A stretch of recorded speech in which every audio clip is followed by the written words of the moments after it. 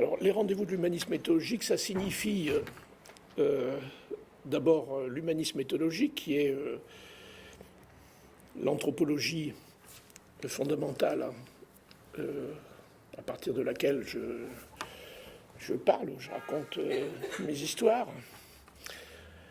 Et le rendez-vous avec dans l'actualité, une actualité de crise majeure, de crise profonde, de crise nationale, crise de l'Occident sans doute et crise mondiale. Et ce rendez-vous, il a pour but d'indiquer ce que l'humanisme méthodologique peut apporter, peut proposer dans ces contextes, d'abord comme éclairage et ensuite comme proposition d'action, différentes propositions, en tout cas à partir de ce que j'ai appelé le paradigme communautaire.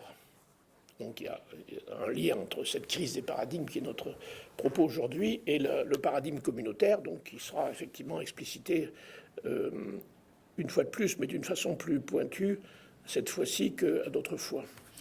Et au paradigme communautaire est associée la question du sens du bien commun, notamment. Le bien commun est devenu une tarte à la crème du monde consumériste des idées dans lequel nous sommes. Mais bon, on essaiera de voir comment, effectivement, il y a quelque chose d'essentiel là-dedans avec le paradigme communautaire. Alors, je l'évoquerai, je ne vais peut-être pas l'évoquer ici, mais j'évoquerai plus précisément de quoi il s'agit dans la crise nationale. Qu'est-ce qui se passe, comment ça se traduit, et comment cette crise des paradigmes s'exprime dans le quotidien, dans le contexte où nous sommes, en quoi effectivement elle concerne l'Occident, on pourrait dire une crise de l'Occident, et en quoi elle s'inscrit dans une crise mondiale, sachant que le terme de crise dans tout ça est à la fois l'indicateur de troubles, de multiples troubles, de régression, de crispation, de toutes sortes de choses comme ça, mais surtout c'est un moment de dépassement, un moment de progrès, de mutation, etc., dont il faut se réjouir, autant que l'on peut s'inquiéter effectivement des multiples troubles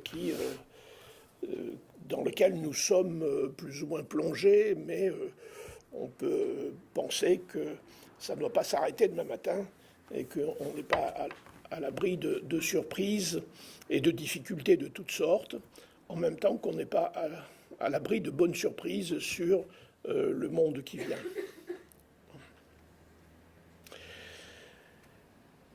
Un petit point d'ordre avant de rentrer dans le vif du sujet. Les modalités de notre rencontre, 1 heure de conférence,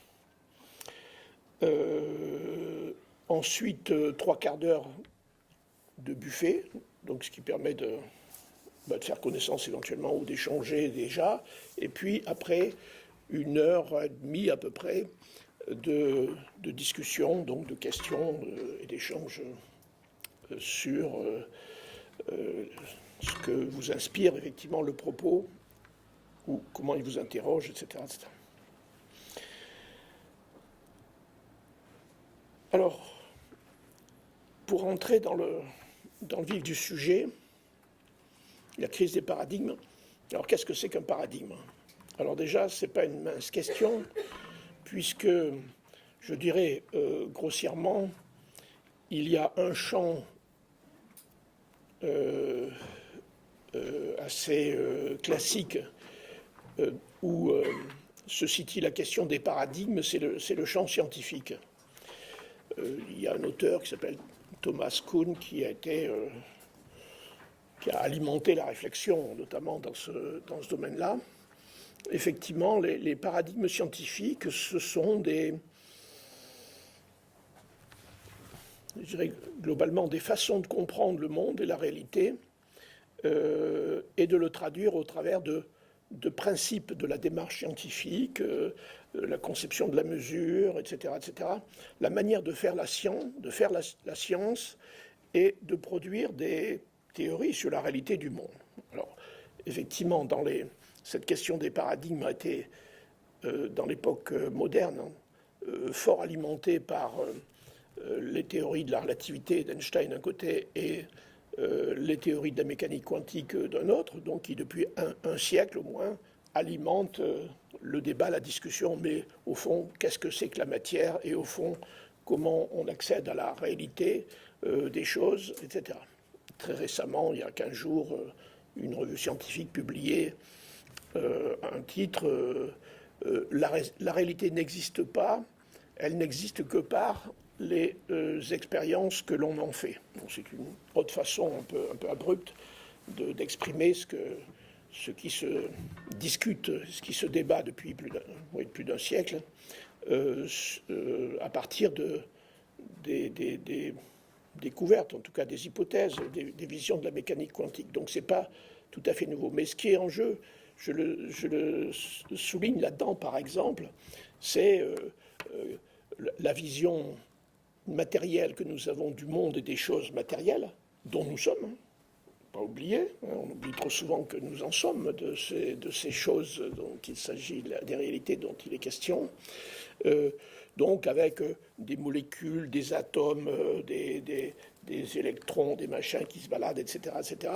Ce sont des visions qui ont été complètement mises à mal par la mécanique quantique, de même qu'ont été mises à mal les notions de temps, d'espace, la position des choses dans l'espace, enfin un certain nombre de choses comme ça, et mises à mal sérieusement, pas simplement pour des élucubrations de quelques allumés dans les laboratoires. Non, c'est des gens qui allument la vision du monde et la plupart des technologies qu'on utilise, ce qui se passe, c'est dans beaucoup de sciences, est ancré là-dedans. J'entendais, puisque ce sont des symptômes de cette crise, j'écoutais une conférence d'un mathématicien, un physicien mathématicien qui s'appelle Kohn, de ZNES, et qui disait qu'effectivement aujourd'hui, les découvertes de la mécanique quantique, de la physique qui date d'un siècle, c'est pas la semaine dernière, mais qui sont toujours d'actualité en mouvement, entraînent une vision de la réalité et de la matérialité des choses, et du monde et du cosmos comme des petites choses, comme de notre matérialité, qui n'a pas été intégrée dans la pensée culturelle du monde d'aujourd'hui. Et nous raisonnons, nous, les intellectuels de ces pays, en tout cas de ceux qui s'intéressent à ça, plus ou moins, raisonnent selon des modèles de raisonnement et des systèmes de croyances qui datent du XVIIe au XVIIIe siècle. C'est-à-dire les systèmes de pensée avec lesquels nous pensons la réalité, notamment matérielle, pas forcément exclusivement matérielle, des choses, datent du XVIIe au XVIIIe siècle, alors qu'ils sont totalement caducs sur le plan de la science fondamentale, etc. Alors, on est devant un problème de paradigme, c'est-à-dire il y a un paradigme dominant qui est présent, qui a peut-être été effectivement, non pas élaboré, mais consolidé, généralisé vers le XVIIe, XVIIIe siècle, et qui est toujours dans les têtes bien faites de ceux qui ont appris à penser les choses, hein, et bien pleines, donc les élites intellectuelles notamment, et qui date de ce temps-là. Alors que le paradigme, ou un des paradigmes, ou un paradigme de la mécanique quantique, voit le monde complètement différemment, mais complètement différemment, ça veut dire que le temps et l'espace qui nous sont indispensables pour poser nos trucs, nos affaires, pour prendre des rendez-vous, etc., tout ça, ça n'existe pas. Bon, qu'est-ce que exister veut dire, ça c'est encore une autre question. Mais donc, bon, je dis ça d'une façon lapidaire, mais c'est ces questions qui sont présentes dans les interrogations sur l'univers dont on sait maintenant, dont on pense savoir maintenant que, je ne sais pas quels sont les chiffres, mais 85% échappent complètement à notre connaissance. On en connaît, je ne sais même pas si ce n'est pas 5% à peu près, qui est l'univers tel qu'on le l'observe, qu'on l'a étudié, qu'on le pense, et le reste, il y a un grand machin noir qui représente 95% ou 85%, enfin, peut-être quelqu'un aura une précision là-dessus. Donc on ne sait pas grand-chose de tout ça. On élucubre là-dessus, et avec beaucoup d'intérêt, mais voilà, on est sans doute à la veille de basculements de paradigme qui font que même le monde de la mécanique quantique est lui-même soumis au même phénomène de possibilité de changement de paradigme. Alors, un paradigme, en gros, c'est effectivement une façon de voir le monde avec tout un appareillage théorique, conceptuel, méthodologique, des structures, des références, des modèles, au travers duquel on regarde le monde, on croit que la réalité existe et on la calcule, on la vérifie, on la mesure, etc. Quand on fait des appareils de mesure, c'est toujours en fonction de l'idée de ce que l'on fait a priori, de ce que l'on veut mesurer. Et ces visions du monde, ce n'est pas simplement pour discourir sur la nature de la matière, c'est le monde dans lequel nous vivons et dont nous sommes. Donc, quelle est la vraie réalité de notre existence ? Alors ça, c'est une définition sommaire, effectivement, d'un ensemble de critères, de repères, de modèles, de structures, d'appareils intellectuels ou méthodologiques avec lesquels on fait la science des choses. Alors il y a depuis sans doute depuis, me semble-t-il, quelques décennies, un discours que l'on entend qui est le nouveau paradigme. Alors ça fait déjà plusieurs décennies, quand même. Donc le nouveau paradigme, il n'est pas nouveau, mais il y aurait un nouveau paradigme. Et ce nouveau paradigme, il a comme caractéristique de critiquer toutes sortes de choses auxquelles on s'était attaché avant. Bon, un de ces discours, c'est de dire, bon, la verticalité, il y en a marre, ce qui est bon, c'est l'horizontalité. Voilà. Bon. Alors, je simplifie un peu, mais en gros, il y a de ça. C'est-à-dire, d'une certaine façon, il y a un rapport au monde où, effectivement, ce qui était la verticalité symbolique, le progrès humain, le désir de grimper des échelles quelconques sur des échelles, tout ça, c'est pas bon. Il faut en revenir à une autre vision du monde qui est plus horizontale, etc. etc. Bon, j'appelle ce paradigme le paradigme systémiste, naturaliste, systémiste, on pourrait dire paradigme des systèmes naturels, en gros, où les systèmes naturels sont le fondement de toute chose, en mettant dans les systèmes naturels aussi bien des systèmes économiques que des systèmes sociaux, que le système biologique, etc., etc., même si celui-ci prend une grande place dans la déclaration du nouveau paradigme. Et puis ces temps-ci, on entend parler de nouveaux paradigmes souvent, mais c'est même plus ça, ça peut être autre chose. Il y a un nouveau paradigme. Donc c'est une nouvelle façon de voir les choses, de comprendre les choses. Alors c'est pas très explicite, on ne sait pas quel est ce nouveau paradigme. Hier, je lisais avant-hier un texte où on parlait à nouveau du paradigme technocratique. Qui voudrait que la technologie soit effectivement le principe à partir duquel on interprète beaucoup de choses et ce qu'on a à faire dans le monde. Bon, c'est une vieille critique de la technique, mais qui est toujours d'actualité, mais on parle d'un paradigme technocratique qui n'est pas bon, qu'il faudrait réviser pour sans doute d'autres paradigmes. Voilà, donc cette question de changer de paradigme, elle vient comme ça dans l'air du temps pour désigner des choses pas très claires, mais pour désigner des changements radicaux dans la façon de voir le monde, notamment. Donc il y a une certaine actualité. Il y a une autre actualité, j'y reviendrai un petit peu plus tard, de la crise des paradigmes. C'est celle qui se traduit par une confusion générale, confusion intellectuelle, morale et pratique et opérationnelle, dont nous sommes témoins tous les jours en écoutant ce qui se passe. Dans un de mes papiers pour préparer cette conférence, oui, je crois, annoncé dans un enregistrement de présentation vidéo où j'ai évoqué la réforme des collèges. la réforme des collèges, eh bien, on est dans un nœud paradigmatique où il y a à la fois des gens qui incarnent ou se situent dans un monde, une vision du monde dans laquelle ils sont nés, ils ont été construits, sélectionnés, machin, etc., et qui sont absolument horrifiés par l'atteinte à leur vision du monde, dans laquelle il y a leur propre réalité. On peut le comprendre, il y a leur propre réalité, il y a nos réalités qui sont... Et puis en même temps, il y a d'autres choses qui sont dites, par exemple, je reprends ce qu'il a dit, j'appellerais un paradigme de la responsabilité, responsabilité des élèves, responsabilité des maîtres, responsabilité des établissements, responsabilité locale, je sais pas quoi. Bon, voilà. Et un décret a décrété qu'à partir de demain matin, vous serez responsable. Donc il y a une espèce d'opposition entre la manière de faire qui est ressortie d'un autre paradigme tout à fait contradictoire avec le discours timide, il faut bien le dire quand même, qui est ressorti d'un autre paradigme.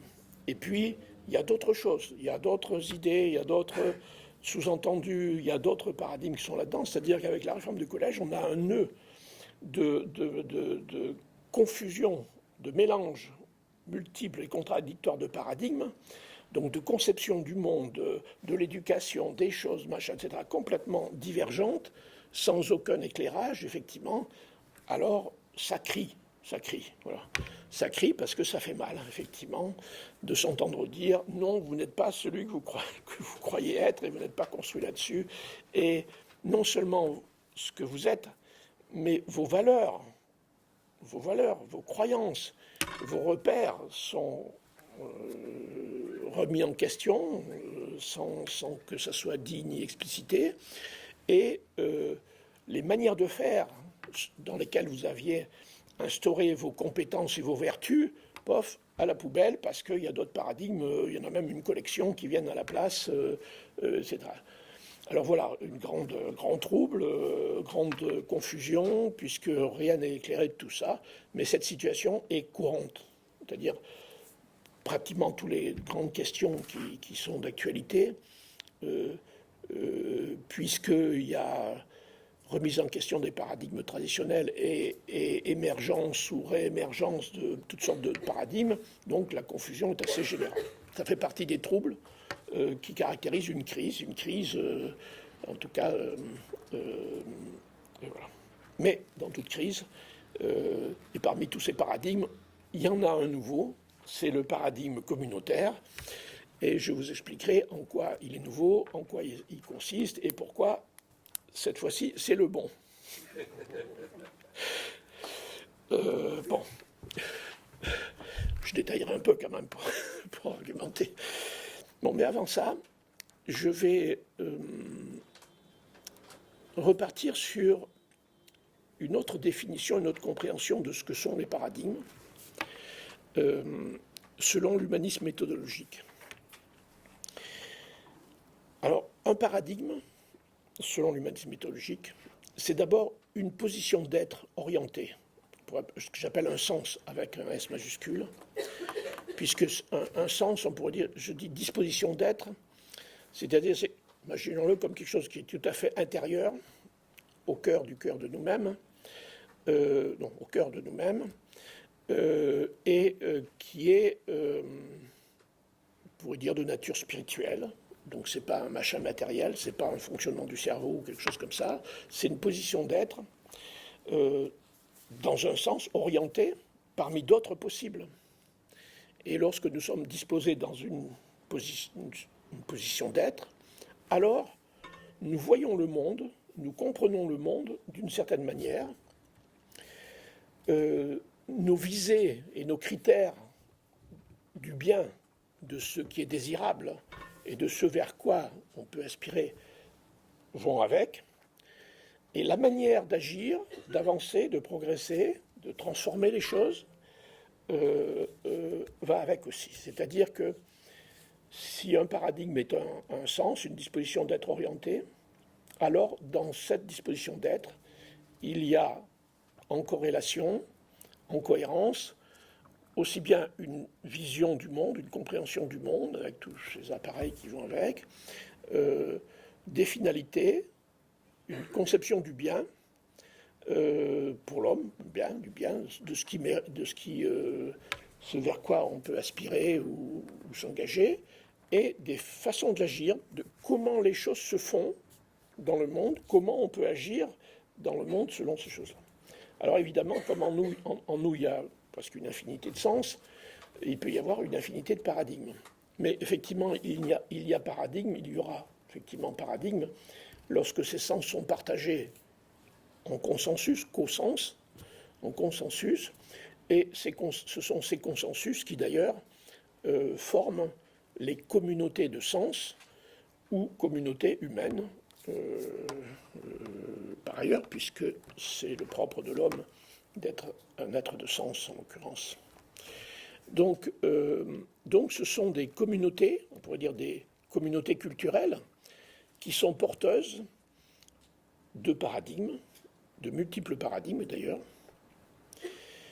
si bien que les paradigmes, alors tout à l'heure il y avait un paradigme et puis quelques-uns en plus, maintenant il y en a une infinité, alors, vous voyez bien, de paradigmes possibles. Mais malgré tout, on pourrait parler de paradigmes généraux de l'humanité, dont on parlera, les grands paradigmes, les grandes positions qui touchent à la question de l'humanité. C'est pour ça que la crise du monde aujourd'hui, de l'humanité entière, est aussi une crise paradigmatique, qui a des échos en Europe et en France, d'une façon singulière, etc.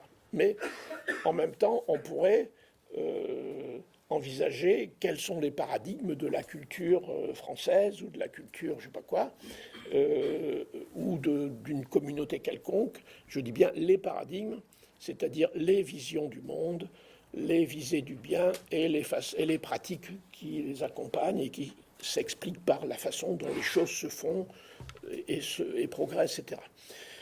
D'ailleurs, je dirais, il n'existe pas de communauté. Alors tant pis pour ceux qui croyaient avoir trouvé la communauté où ce n'était pas pareil. Il n'existe pas de communauté où il n'y ait pas une infinité de paradigmes possibles, les pires et les meilleurs. Mais en même temps, les communautés ont plutôt vocation à trouver leur meilleur paradigme ou leur meilleur sens ou leur meilleure valeur ou leur meilleur, pourquoi pas leur sens du bien commun, et pas forcément à s'exercer, à aller dans tous les sens à la fois, dans la confusion générale, même si ça arrive à des moments particuliers de mutation, de passage, sur lequel je reviendrai un petit peu plus tard. Donc je vais plutôt parler pour l'instant de paradigmes généraux, plutôt que de paradigmes particuliers à la culture française ou à la culture européenne ou à la culture de, je sais pas quoi, d'une région ou d'un groupe humain quelconque, d'une religion peut-être aussi. D'ailleurs, ce serait intéressant de voir quels sont les paradigmes qui sont à l'œuvre dans telle et telle religion et qui pourraient peut-être éclairer les divergences et les courants, les mouvements qui correspondent effectivement à des visions différentes. On pourrait même s'étonner que d'une religion à l'autre, quelquefois on trouve des paradigmes semblables, bon, etc. etc. Bon. En tout cas, ce que je dis, les paradigmes sont humains, de nature humaine et d'origine humaine. C'est-à-dire ces visions du monde, ces conceptions de la réalité sont des positions, des postures, des positions humaines. Et quand on est dans un paradigme, dans un machin, et qu'on y reste, et que pendant des décennies, ou que ces paradigmes sont dominants, on a l'impression que c'est le monde qui est comme ça, il a toujours été comme ça, et c'est comme ça, le bien est là, et la vertu est là, et c'est comme ça qu'on fait, qu'il faut faire, etc. etc. Et quand ça change de paradigme, c'est comme si le monde s'écroulait, et qu'il y en a d'autres qui viennent pour dire ah ben non, c'est pas ça, c'est autrement, etc. etc., etc. Donc c'est quelque chose de très, un paradigme de très stabilisateur quand c'est stable et de très déstabilisant quand c'est instable, ce qui est le cas dans notre actualité. Alors, j'insiste et je répète deux choses. Premièrement, au fond, un paradigme correspond à un sens humain, et il y en a plusieurs. Donc il peut y avoir plusieurs paradigmes, et l'origine des paradigmes et le choix des paradigmes, enfin le choix éventuel Et le changement de paradigme est une question de position humaine par rapport au monde, par rapport à la réalité, par rapport à tout, quoi, par rapport à toute question. Et chaque paradigme se traduit notamment par une façon de voir le monde et de le connaître. Alors, prendre des gros mots, je dirais une dimension épistémologique. C'est souvent à ça qu'on résume les paradigmes. L'épistémologie, c'est la théorie de la connaissance, le modèle de connaissance. Qu'est-ce que connaître et qu'est-ce qu'on connaît, comment on construit la connaissance. Une dimension axiologique, c'est la question du bien, le sens dans lequel on va aller comme bien, ce qui est désirable, bien faire. Pourquoi on fait de la recherche scientifique pour connaître l'univers? Parce qu'on estime quelque part que c'est bien. Et pourquoi c'est bien?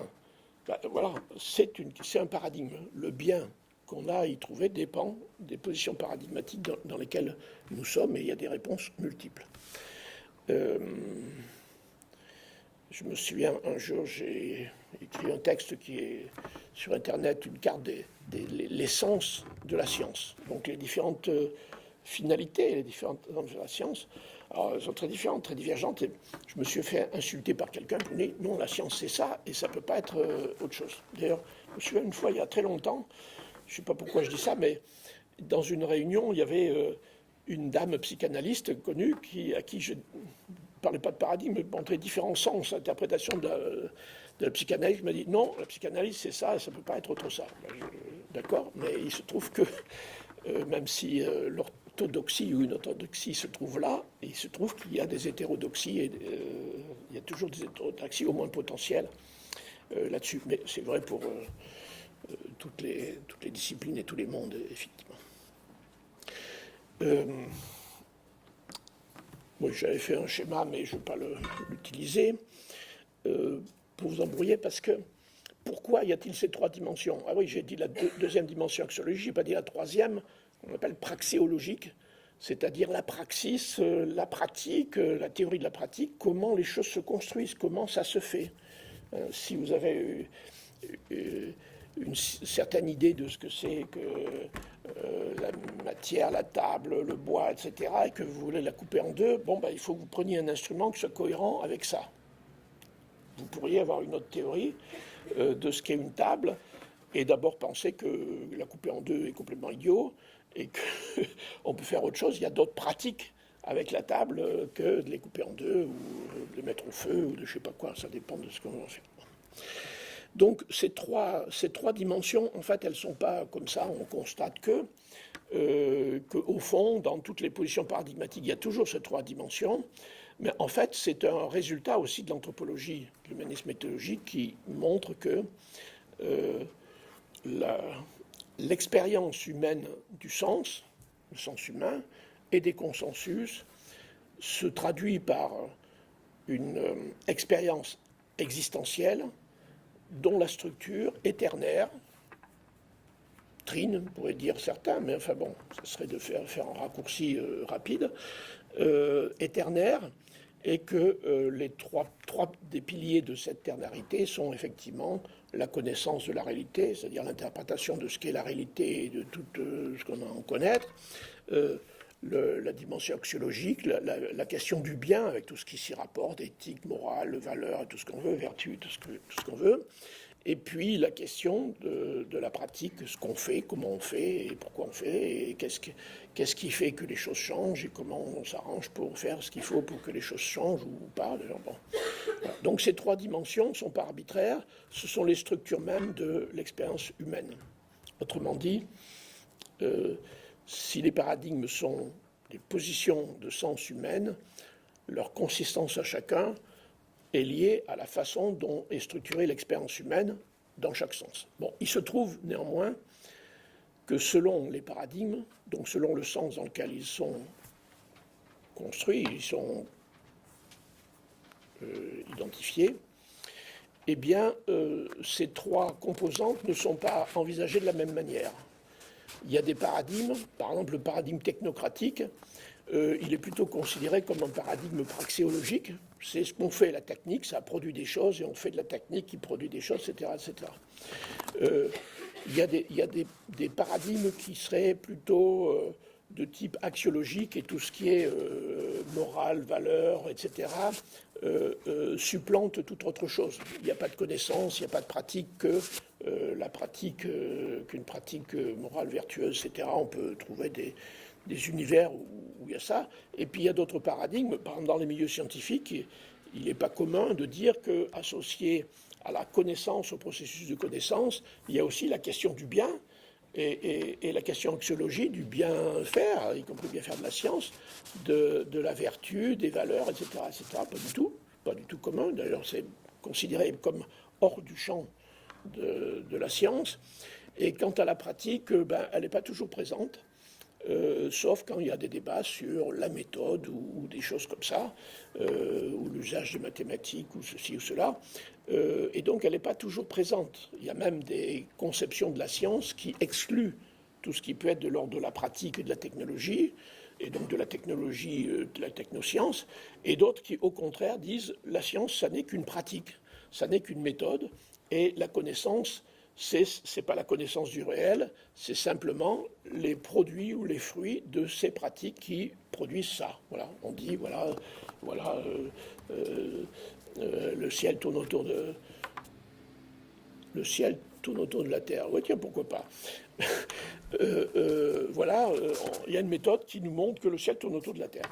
Alors, est-ce que c'est la vérité? Non, c'est pas ça. Il y a une pratique qui dit que le ciel tourne autour de la Terre dans cette pratique, point.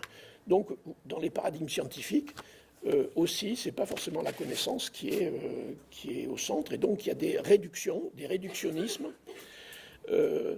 La plupart des paradigmes sont des paradigmes réductionnistes, c'est-à-dire qui ne considèrent comme appartenant au paradigme qu'une dimension, une ou plusieurs, ou certaines dimensions de l'expérience humaine, et pas la totalité.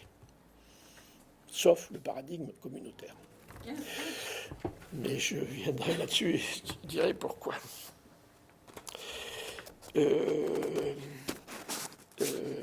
Après.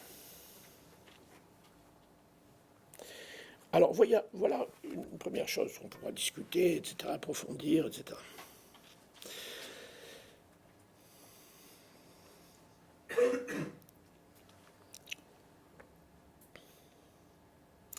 Alors, quelques mots sur la crise des paradigmes dans l'actualité, et notamment je reprends un schéma qui accompagne ce cycle, là, de justement une carte des sens où les paradigmes sont représentés par leur sens, Alors, dans ce sens-là, il y a le paradigme de la raison idéale, le rationalisme idéaliste. Eh bien, dans l'exemple du collège, ce qui s'est exprimé par une grande force, où on a vu des gens de gauche, de droite, de ceci, de cela, mais en général quand même plutôt des intellectuels, et des gens qui ont, quel que soit leur parti politique, qui sortent de Normal Sup, de ceci, de cela, enfin, il n'y a pas que des gens comme ça, mais c'est plutôt des gens intellectuels, des élites, effectivement, qui ont hurlé à la fin de la civilisation, etc. Parce que leur monde s'écroule, mais ce qui s'écroule, c'est ce paradigme-là.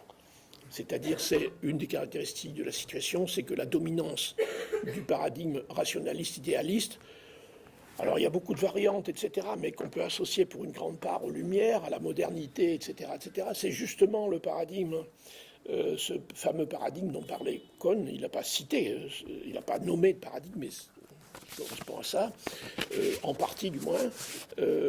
Voilà, effectivement, on a un paradigme rationaliste idéaliste qui est en train de s'effondrer depuis un certain temps déjà, dénoncé par d'autres paradigmes. Et effectivement, ce monde construit sur une architecture, une hiérarchie des niveaux de maîtrise de la raison, avec un grand R, visant des idéaux, etc., et invitant chacun à se placer dans une trajectoire de progrès de la raison, que ce soit la raison raisonnante, ou la raison des choses, ou la raison pratique, etc., ou la raison sacrée, puisque la déesse de la raison a été une invention française assez prenante et qui, à bas bruit, est toujours présente d'une certaine façon, puisqu'elle est investie de toutes les vertus, de toutes les compétences et de toutes les connaissances en même temps. Alors ce modèle-là, il est effectivement profondément ébranlé. Le modèle des systèmes naturels, naturalistes systémiques, est en plein développement. Ceci dit, il renoue avec des pensées naturalistes qui sont vieilles comme l'homme et comme le monde. Mais effectivement, il y a une certaine conception qui est construite à partir d'une représentation systémique de la réalité, et de la réalité qui est considérée comme une réalité matérielle, une réalité physique, biologique ou autre, ou économique. Donc la matérialité peut être monétaire aussi bien que une certaine matérialité, avec comme caractéristique, c'est que la représentation est posée comme étant la réalité. Je me souviens un jour, dans une conférence quelque part dans une chambre d'agriculture, d'un monsieur qui était venu parler d'une conception systémique de l'agriculture et qui dit au début, mais c'est une représentation, c'est simplement un artifice intellectuel pour se représenter les choses et penser les interrelations entre les choses, et que ce n'est pas simplement bêtement, comme dans le paradigme d'avant, une ligne de causalité linéaire qui explique les choses. C'est plus compliqué, c'est plus complexe, d'ailleurs, complexité, et voilà, il y a des interactions, etc. Et effectivement, cet artifice intellectuel, il le pose au début, mais en cours de route dans sa conférence, la réalité, c'était ça. La réalité, c'était ça. Voilà. Alors, il avait bien appris ses leçons à l'école, on lui a exprimé que Bertalan Amphi a bien dit que, etc., etc., etc. Mais en cours de route, il fait comme beaucoup d'autres, le système, c'est la réalité. La description, c'est la description de la réalité. Ce n'est pas un modèle intellectuel, un artifice pratique, c'est la réalité. Une description de la réalité. Alors voilà, c'est ce qui se passe là-dedans. C'est pour ça que le système des lois de la nature, le système des lois de l'économie, des lois de ceci et cela, s'impose à nous par essence. Ça n'est pas plus une construction humaine, donc une représentation assumée, c'est la réalité. Et effectivement, tout dépend des lois de la nature, y compris l'homme. L'homme est une chose parmi les choses de la nature, s'explique par le système de la nature, les systèmes biologiques, les systèmes, tous les systèmes qui sont là-dedans, biologiques, mais c'est la même chose dans l'économie. L'homme, c'est un agent économique dans le système économique qui sont par définition universels. Alors la caractéristique de l'homme, c'est que c'est un peu embêtant, parce que c'est le seul objet naturel qui pose des actes contre nature. Ça, c'est pas bien. D'ailleurs, on l'entend tous les jours, l'accusation de l'homme qui prétend être autre que ce qu'il est, c'est-à-dire une chose de la nature parmi les autres, ou se comporter selon les lois de la nature, quelles qu'elles soient, biologiques ou autres. Voilà. Donc c'est un paradoxe, effectivement, de ce paradigme qui dit quelque chose de son sens humain. Parce qu'après tout, selon mes thèses, ce paradigme-là est bel et bien un paradigme humain, une position humaine, un sens humain, un rapport au monde, un rapport aux choses, un rapport, etc., un sens du bien. D'ailleurs, le sens du bien, un nom souvent utilisé, c'est équilibre.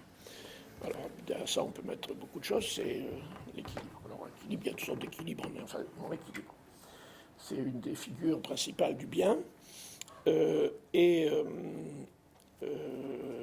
Voilà. Alors la pratique, ça consiste surtout à se conformer aux lois de la nature. Surtout ne pas le péché, c'est le péché de dysfonctionnement dans ce truc-là. Alors bon, je passe là-dessus, mais nous sommes dans un temps où ce paradigme est très très fortement présent, très porté, etc., etc. Ensuite, il y a le paradigme des puissances. Alors c'est le paradigme qui voit le monde comme un jeu de puissances, les puissances du bien contre les puissances du mal, avec tout un tas de constructions, donc à la fois logiques, explicatives, des questions de vertu. Le bien, c'est de vaincre le mal, évidemment. Et d'ailleurs, qu'est-ce que le bien? C'est simplement ce qui affronte le mal. Le bien n'est pas substantiel, il est simplement référé au mal, d'ailleurs. Donc, est-ce qu'il n'y va pas, etc., etc. Et la lutte contre le mal, la paix, par exemple, n'a pas de définition en propre. C'est simplement la lutte contre la guerre. Il faut faire la guerre pour lutter contre le mal, etc., etc. La paix étant un horizon désiré, mais qui n'est jamais atteint. Et puis les pratiques, c'est des pratiques d'affrontement de puissance, appropriation, possession, rassemblement, former des puissances et agresser les puissances autres. L'ennemi, c'est l'autre, c'est l'altérité, c'est celui qui n'est pas le même. Alors ce paradigme qui est vu comme le monde et comme l'homme est très présent. Il est très présent et il est même revigoré par le fait que les tenants du paradigme d'en face, là-haut, sont sur la défensive et sont prêts à attaquer, effectivement, à constituer des forteresses et à rentrer dans le combat contre les méchants, c'est-à-dire les autres. Et donc, d'une certaine façon, lui qui se définissait par opposition à ça, eh bien, il se trouve allié dans ses pratiques actuellement au paradigme d'en face, etc. Et puis, il y a le paradigme communautaire, que je garde pour la bonne bouche tout à l'heure, pour dire ce qu'il en est.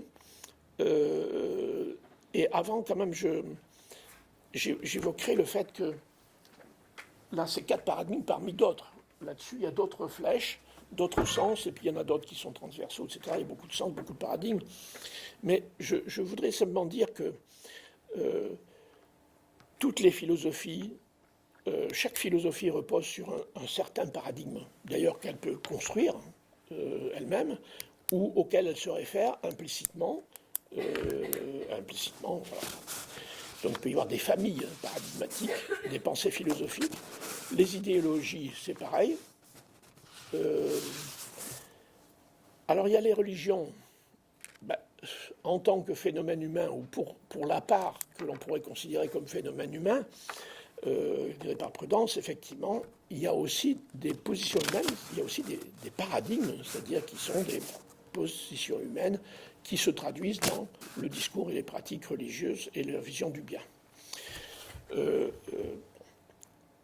Mais au-delà de ça, je dirais il y a 3 positions qui sont au fond des positions paradigmatiques et qui sont très présentes dans l'aujourd'hui, demain et hier, et en tout cas dans notre histoire aussi.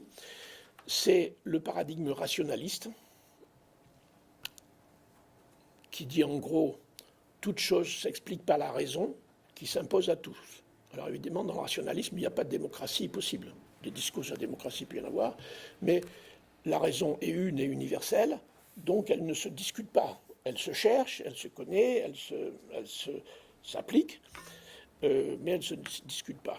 Alors ce paradigme rationaliste universaliste, il est éminemment présent dans notre monde, dans notre histoire, etc. Alors il est plutôt à droite là-bas, juste entre les deux.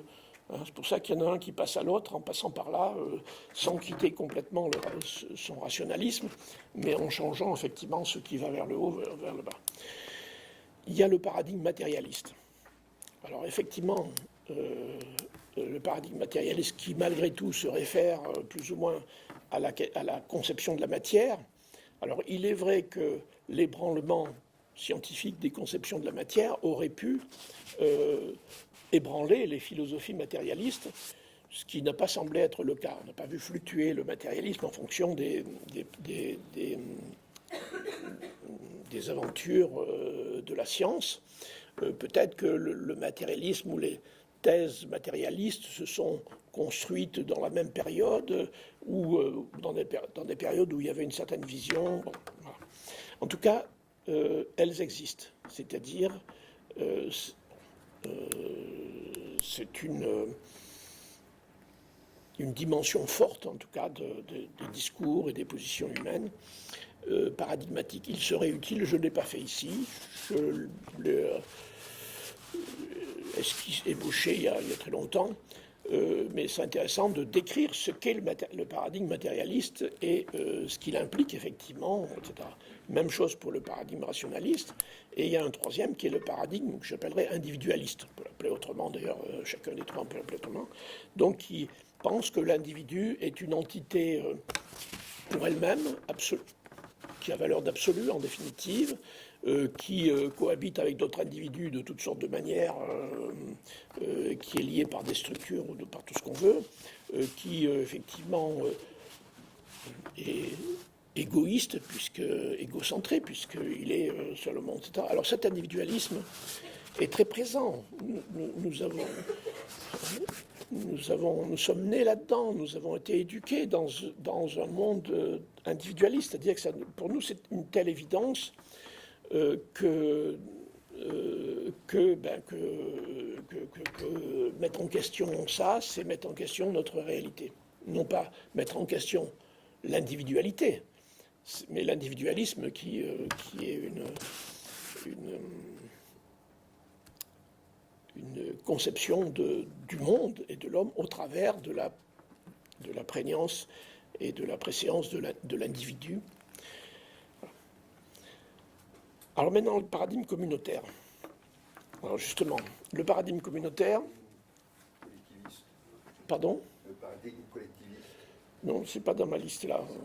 Non, parce que dans l'infinité des paradigmes, j'en ai d'autres encore. Non, mais le collectivisme, non. L'individualisme, le matérialisme et le rationalisme sont quand même les trois piliers des mots de notre monde. Le mot MAUX de notre monde et leur conjugaison, voilà. Mais il y a leur inverse, hein. Effectivement, il y a leur inverse dans laquelle nous sommes par humanité, etc. Alors le paradigme communautaire aurait plutôt tendance justement à rassembler les inverses ou à se trouver du côté des inverses de cela. C'est vrai que l'inverse de l'individualisme, du côté de l'inverse de l'individualisme, on va trouver la communauté. On va trouver la communauté comme sujet, comme réalité prégnante et voilà, j'en dirais plus. On va trouver aussi l'idée le bien du côté du progrès humain. Ça ressemble un peu au rationalisme idéaliste, mais on a au moins ça en commun, c'est la flèche du haut, c'est le progrès humain, la recherche du progrès humain. Et donc l'homme est appelé à se développer, à grandir, à progresser sur des échelles de valeurs, etc. etc. Et puis,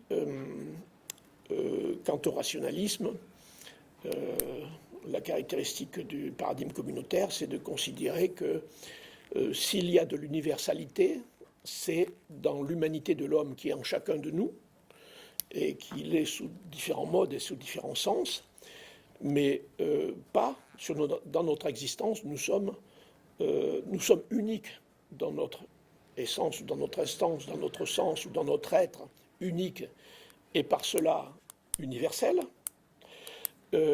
Et dans notre existence, nous sommes tous différents.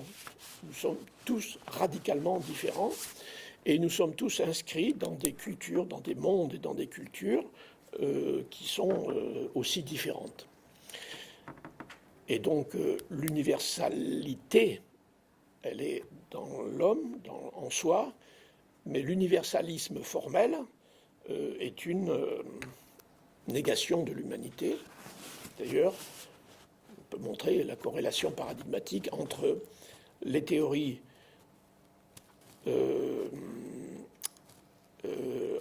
l'anti-humanisme théorique, Lévi-Strauss, donc qui est des trucs du structuralisme, et l'universalisme rationaliste, qui sont de même sens, dans la même famille, et tous les deux tracent un déni de l'humanité, enfin de l'humanité dont je parle, dont l'être humain en tout cas, qui est à l'œuvre dans notre monde, et dans notre civilisation, dans notre pays, et qui est mis en question d'ailleurs, qui est mis en question effectivement par les communautés nationales, par le monde, par les gens, etc., etc. Alors, que dit le paradigme communautaire? Il dit que toute chose, toute réalité est connaissable et compréhensible dans le contexte d'une communauté et d'une communauté culturelle. C'est-à-dire toute chose est culturellement inscrite dans une communauté, dans un monde communautaire. Chaque communauté s'exprime dans un monde, dans son monde, qui lui-même est multisens, multiparadigme si on veut, mais en tout cas, chaque chose existe, pour être bien un élément de plus, dans le consensus qui forme une communauté, et consensus qui porte la structure même de l'expérience humaine et de l'expérience de la réalité de nous-mêmes, comme la réalité des choses, etc., etc. Il est vrai qu'à un moment, par exemple, ici et maintenant, le monde, pour nous, il est là. Alors, pour vous, et machin, bon, bref, nous sommes là, et ce monde-là est là. C'est vrai, si on entend un grand bruit, craque, le monde s'ouvre à quelque chose qui se passe par là-bas à côté, mais à un moment, nous sommes dans un monde, et les choses de ce monde sont là, et nous pouvons en parler, nous pouvons les vivre, nous pouvons nous réaliser dans ce monde-là.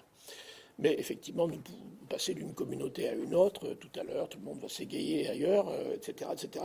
Donc nous vivons dans des mondes en passant d'une communauté à l'autre, etc. Mais donc le paradigme communautaire dit que chaque réalité, et même une réalité physique, même la matière, même alors, on ne va pas parler des électrons, puisque tout à l'heure j'ai dit que c'était un vieux paradigme, mais même les électrons, même, etc., même la physique quantique, elle-même, est une réalité, et ses productions est une réalité culturelle. Alors, est-ce que ça n'est que la réalité de la communauté scientifique? Ceux qui n'en sont pas ou qui n'en abordent pas la langue et la culture de cette communauté, ils ne comprennent pas grand-chose. Il faut y aller dans une autre culture pour comprendre sa langue et voir son monde et comprendre son monde. Et donc tous ces raisonnements, etc., etc. Bon. Ou bien, effectivement, peut-être une culture qui a une certaine universalité, c'est-à-dire qui témoigne d'une certaine universalité de l'homme, qui se projette dans cette science et dans cette vision du monde. Donc, on peut émettre les deux hypothèses et d'autres encore.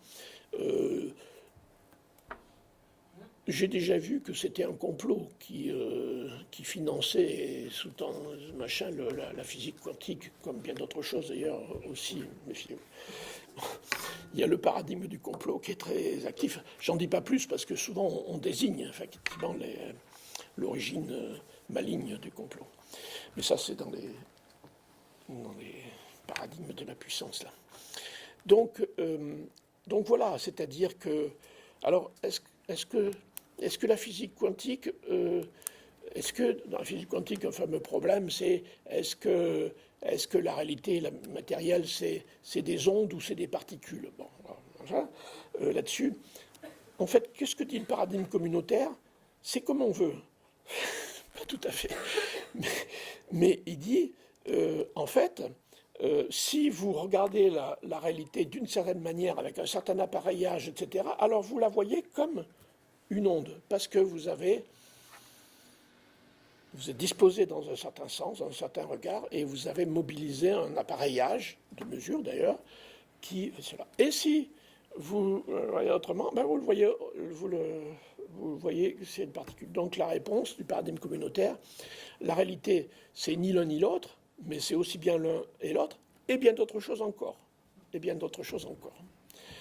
Et donc, on peut effectivement, du même coup, comprendre différentes thèses ou différentes parties de thèses de la physique comme correspondant à certains sens ou à certaines dimensions de l'expérience humaine. Parce qu'après tout, ça n'est que de l'expérience humaine. Quoi qu'en disent les humains qui prétendent que c'est la réalité indépendante de toute humanité. Mais rien que pour le dire, il faut déjà utiliser la parole humaine pour cela et l'entendement humain éventuel. Donc, je prends la science parce que c'est plus hard, mais c'est vrai pour tout le reste, c'est-à-dire toute réalité du monde, du cosmos, local, grande, petite, de l'économie, de ceci et cela, ce qui est la vraie réalité, c'est celle à laquelle on identifie sa propre réalité. C'est pour ça que c'est grave de la mettre en question, parce que croyance en nous-mêmes et dans notre propre réalité, existence, effectivement, dépend de cela. Et cette existence n'est rien d'autre que cela. Et en même temps, elle est tout cela. Donc, il ne faut pas dire que ça n'existe pas, comme le titre d'article, hein, la réalité n'existe pas. Bien sûr qu'elle existe. Elle existe comme monde, comme particule et bien d'autres choses encore. Et ça dépend du sens du regard dans lequel on est et de la communauté dans laquelle on fait cela. Parce qu'évidemment, la mécanique quantique est produite par une communauté ou des communautés scientifiques, qui ne sont pas tous d'accord entre elles, mais enfin par des communautés scientifiques, et elle est produite dans le monde, dans notre monde aussi, et même elle est utilisée dans le monde entier, dans nos trucs, enfin un peu partout. Donc toute réalité est communautaire. Et disant cela, il y a toutes sortes de communautés, sinon une infinité de communautés possibles, donc de réalités, et dans chaque communauté, il y a une infinité de positions de sens possibles. Mais on pourrait dire à un moment donné, ou dans une communauté donnée, en général, il y a un sens prédominant qui est celui-ci ou cela, sauf dans les périodes de crise où c'est instable, où ça va dans tous les sens. Donc c'est comme les tremblements de terre, hein. Tout était ébranlé et tout ce qui était l'Himalaya lui-même s'est déplacé de plusieurs centimètres à cause d'un changement de paradigme. On n'est pas... Peut-être pas qu'on n'est pas... Bon.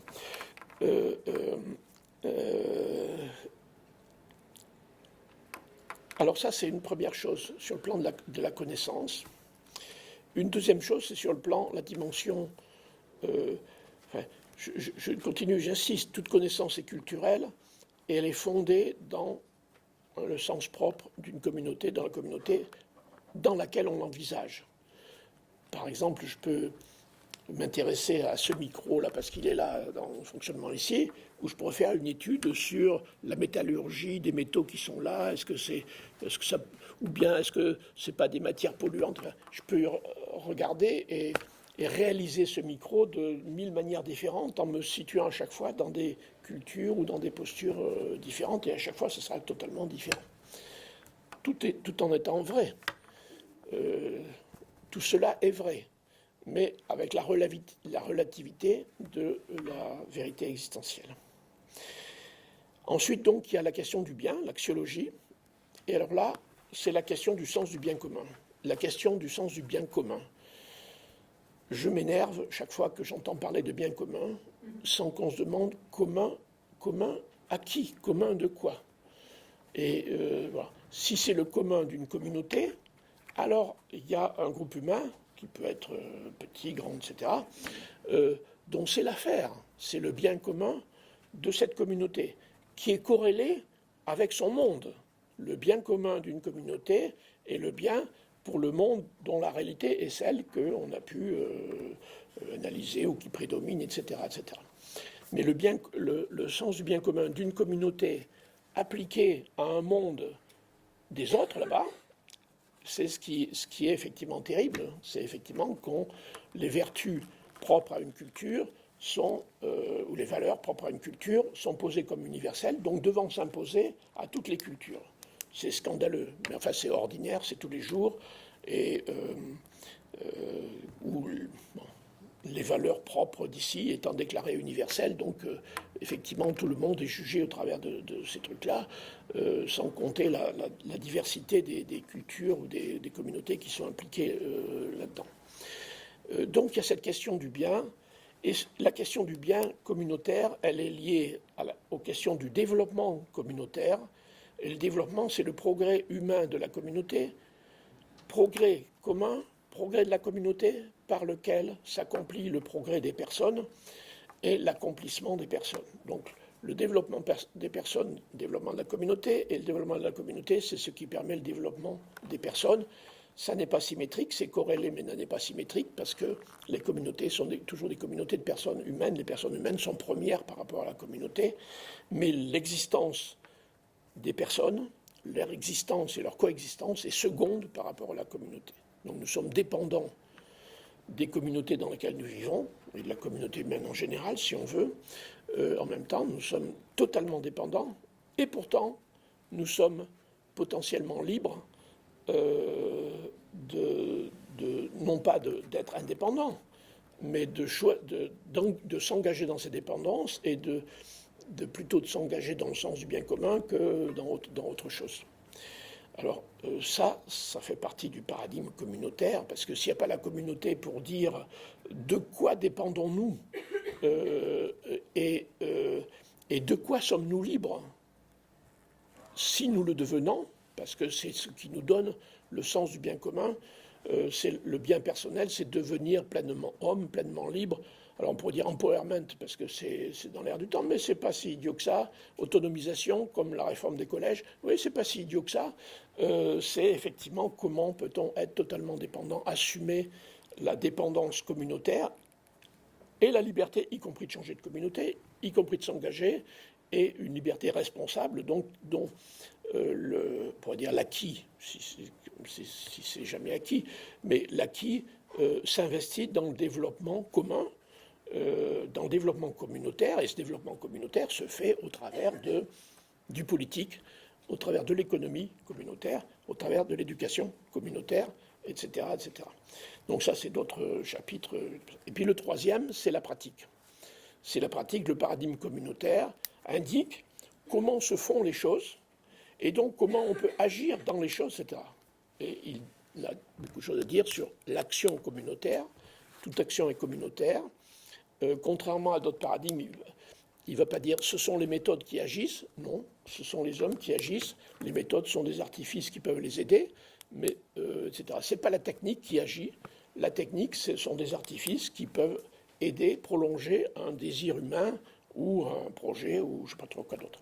Donc la question de l'agir, alors en politique, en économie et dans tous les domaines, en entreprise et dans tous les domaines de l'existence, et dans tous les métiers, dans toutes les compétences, peut être compris, selon le paradigme communautaire, comme une intervention sur le monde et sur la réalité personnelle, collective de telle ou telle communauté.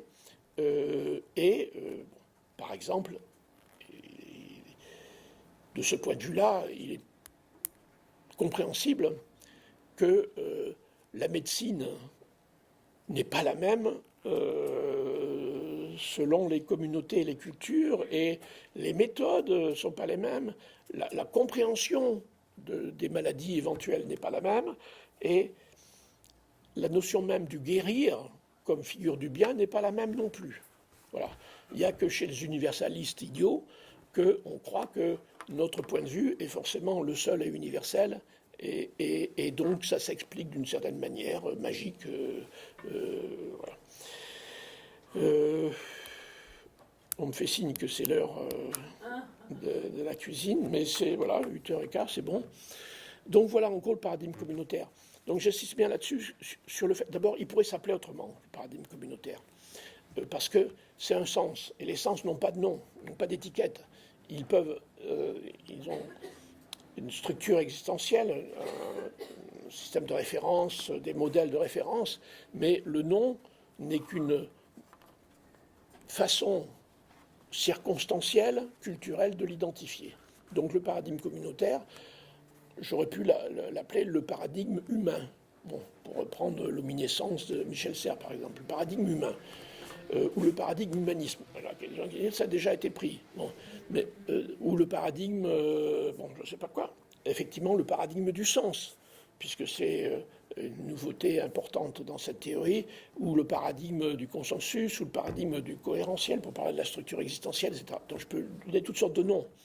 Mais si je l'appelle paradigme communautaire, c'est par rapport à une actualité de crise et par rapport à une perspective du monde qui vient et qui est un monde de communauté de sens, de reconnaissance communautaire et de communauté de sens. C'est pour ça que ça va mal dans un pays qui a passé son temps dans la négation des communautés, négociant intellectuel, axiologique et praxiologique des communautés, donc il ne connaît rien à ces questions-là. Alors effectivement, le fait que le monde aille vers un monde des communautés qui maintenant se crée à la volée sur Internet, mais c'est pas si léger que ça, puisque par rapport à notre histoire humaine, la possibilité de tisser et tramer des liens interhumains communautaires étaient liés quand même de la façon d'être en relation les uns avec les autres, et la distance était quand même une contrainte majeure. Alors que maintenant, effectivement, même la distance permet de communiquer par toutes sortes de moyens d'ailleurs, pas forcément de reproduire à distance la communication de proximité physique, mais sachant que la proximité interhumaine se mesure pas forcément en centimètres et que la proximité physique n'est pas forcément le critère de la mesure de la proximité humaine. Ça, c'est une chose qu'il faudra apprendre et que le paradigme néo-communautaire nous amènera à apprendre ou à redécouvrir ou à expérimenter ici que les notions de proximité et distance humaine ne sont pas des entités purement spatio-temporelles, elles sont aussi d'autres natures spatio-temporelles, même temporelles. Voilà, encore plus compliqué ça. Peut-être serions-nous en relation avec des gens qui ne sont même plus là, et qui sont même plus vivants, et même qui ne sont même pas encore nés. Alors, le paradigme communautaire mène à beaucoup de choses étranges.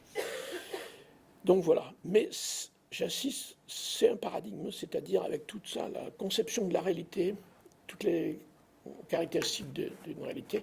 Mais alors évidemment, tout est à revoir. Tout ce qu'on croit savoir en provenant de tel ou tel autre paradigme est à reconsidérer. Alors si je le regarde autrement, déjà c'est plus la même chose. La chose que je regardais s'est transformée et elle est autrement, et je la comprends différemment, et je peux agir différemment. Et la projection du bien faire, du bien humain n'est plus la même. Il y a des choses qui étaient inscrites comme le mal. Eh bien, dans ces trucs-là, oui, effectivement, il y a des dimensions du mal, mais il y a aussi, dans un petit coin, là, il y a une dimension du bien que je peux trouver, discerner et cultiver. Alors ça, c'est nouveau, parce que il y a ceux qui étaient du côté droit, enfin, c'est surtout pour ceux de la possession et du bas, là, que ça pose problème.